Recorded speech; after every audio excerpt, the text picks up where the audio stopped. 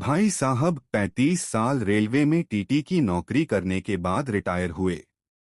घर पर रहने लगे। एक महीने बाद ही पत्नी ने पति से कहा, डॉक्टर के पास जाना है, मुझे थोड़ा सा चेकअप कराना है। शाम पत्नी को डॉक्टर के पास ले जाकर पति ने कहा, जाइए दिखाइए। उसने रोनी सी सूरत बनाकर कहा, आप आगे आइए।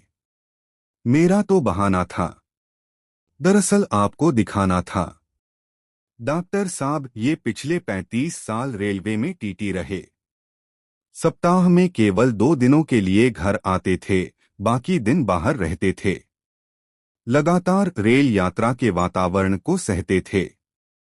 अब रिटायरमेंट के बाद घर आते ही कमाल कर दिया है। 4 फीट चौड़े पलंग को काटकर 2 फीट का कर दिया है। अटैची को सांकल से बांधकर ताला लगाते हैं। तकिए में हवा भरते हैं और चप्पलें सिरहाने रखते हैं। कमरे का ट्यूब लाइट अलग हटा दिया है और उसकी जगह 0 वाट का बल्ब लगा दिया है। टेप रिकॉर्डर से फिल्मी गानों का कैसेट निकालकर रेलवे अनाउंसमेंट, गाड़ी चलने की ध्वनि, घंटी की घनघनाहट और गरम चाय या समोसा की कर्कश आवाज का कैसेट लगाते हैं। मूंगफली के छिलके और बीड़ी सिगरेट के टुकड़े पलंग के चारों ओर फैलाते हैं। रात भर जागती हूं और ये आराम से सो जाते हैं। पता नहीं कैसी जिंदगी जीते हैं। कप में चाय दो तो कुल्हड़ में पीते हैं। एक रात मेहमान आए तो मैंने इन्हें जगाया। इन्होंने करवट बदली और मेरे हाथ में ट्रेन का टिकट और 100 रुपए का नोट थमाया। मैंने कहा, ये क्या है? तो बोले, रसीद नहीं बनाना। इंदौर आए तो ख्याल से उठाना। पिताजी से दहेज में मिला सोफा सेट आधे दामों में बेच आए हैं। बदले में 2 सीमेंट की ब्रेंच खरीद लाए हैं। बेडरूम में लगी पेंटिक्स को अलग कर दिया है। उनकी जगह भारतीय रेल आपकी अपनी संपत्ति है।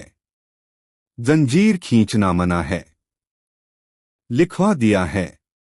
एक रात इनके पास आकर बैठी। इन्होंने पाँव मोड़े और कहा, आइए आइए, आराम से बैठिए। डॉक्टर साहब, बताने में शर्म आती है, पर आपसे क्या छिपाना है? इन्होंने ने मुझसे पूछा। बहन जी, आपको कहाँ जाना है?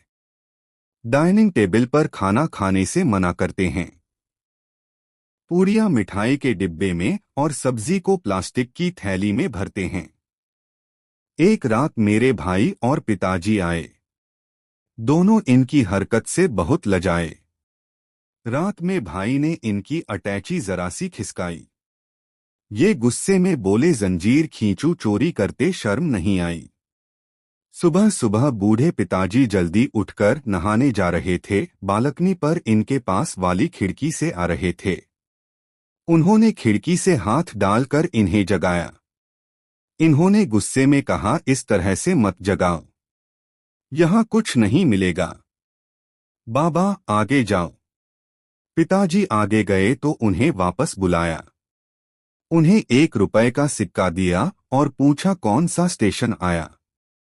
अभी कबाड़ी के यहां से एक पुराना टेबल फैन मंगवाया। छत पर लटके अच्छे खासे सीलिंग फैन को उतारकर उसकी जगह टेबल फैन लटकाया।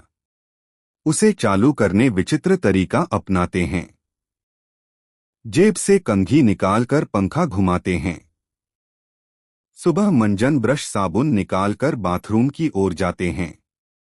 मैं कहती हूं, बेटा गया है, तो वहीं लाइन लगाते हैं। समझाती हूं, आ जाओ, तो रोकते हैं। हर 2 मिनट के बाद बाथरूम का दरवाजा ठोकते हैं। इन्होंने पूरे घर को सिर पर उठा लिया है। घर को वेटिंग रूम और बेडरूम को ट्रेन का कंपार्टमेंट बना दिया है। और ये 7 जन्म की बात करते हैं। हम तो एक ही जन्म में पछताए। भगवान रक्षा करे। कहानी अच्छी लगी हो तो कृपया लाइक और सब्सक्राइब अवश्य कर ले। धन्यवाद।